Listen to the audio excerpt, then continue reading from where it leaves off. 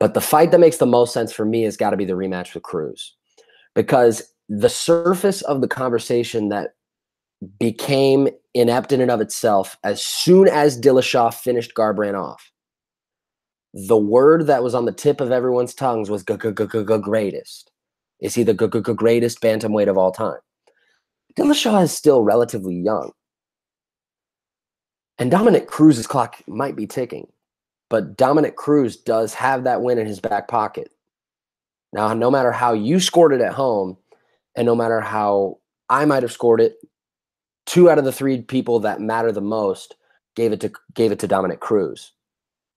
And sure, Dominic Cruz has been out for a couple of years, but if you want to settle the debate of who is the greatest bantamweight of all time, and the consensus is there are only 2 names that enter the fray of the conversation, that being Dillashaw and Cruz. Why this fight would make sense despite Cruz's layoff and despite Cruz's inactivity due to injury.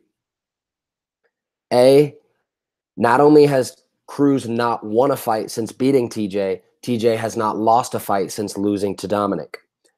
B, if this fight didn't already make a lot of sense, only 2 men in the history of the UFC bantamweight division have had the belt donned upon them twice.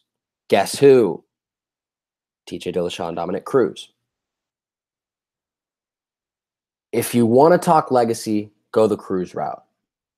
If you want to make quote-unquote super fights that amongst the surface see 2 guys wearing 2 belts but really isn't a super fight, make Dillashaw Cejudo.